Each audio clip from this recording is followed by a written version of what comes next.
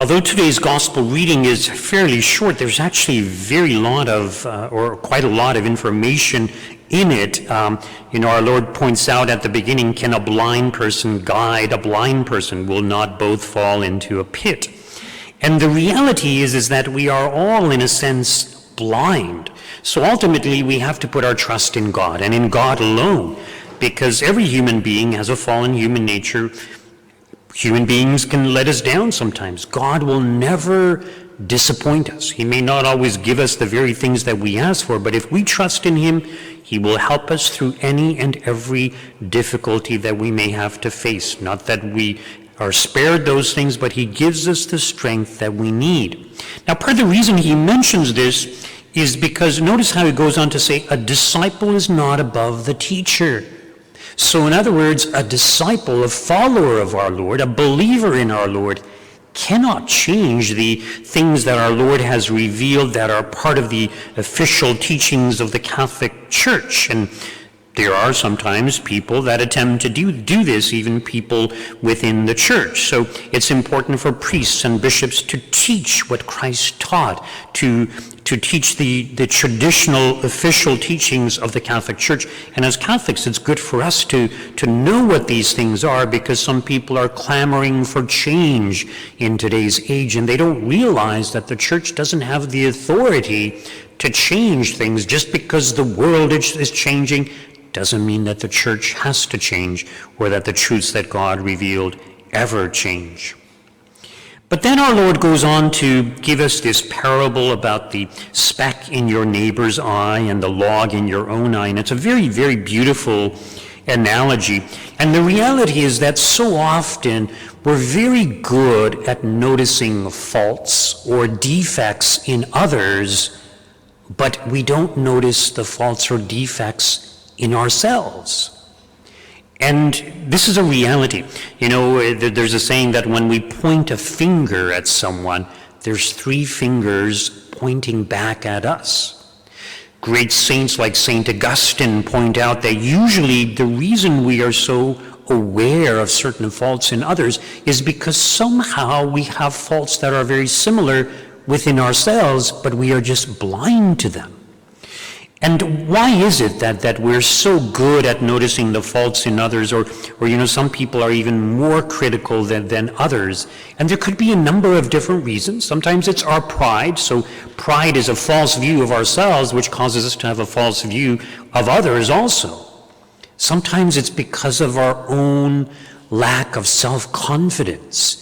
When we lack self-confidence, we take a kind of perverse delight in being able to look down upon others or to point out their faults, because then we feel better. Oh, at least I'm not like that person.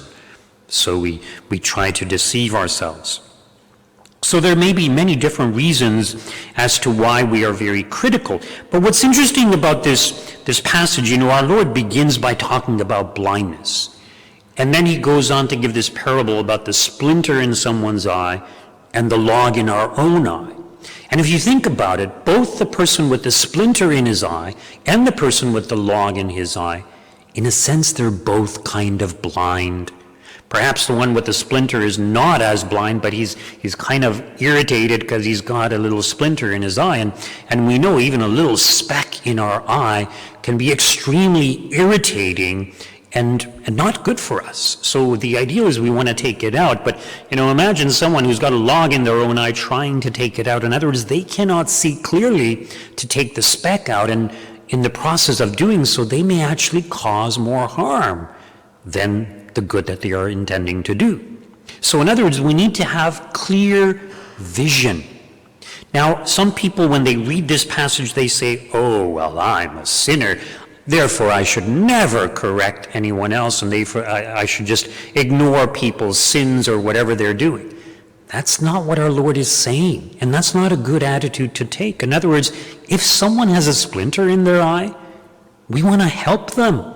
We want to take out that splinter. We should take out that splinter.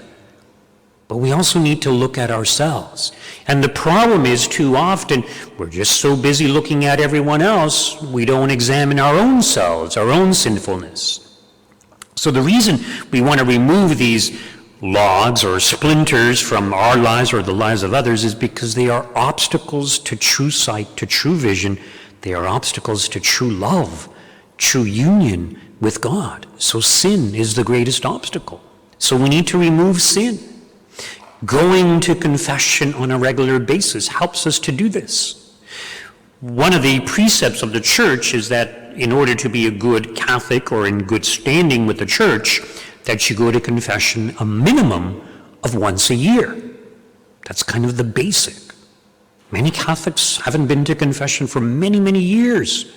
It's not good.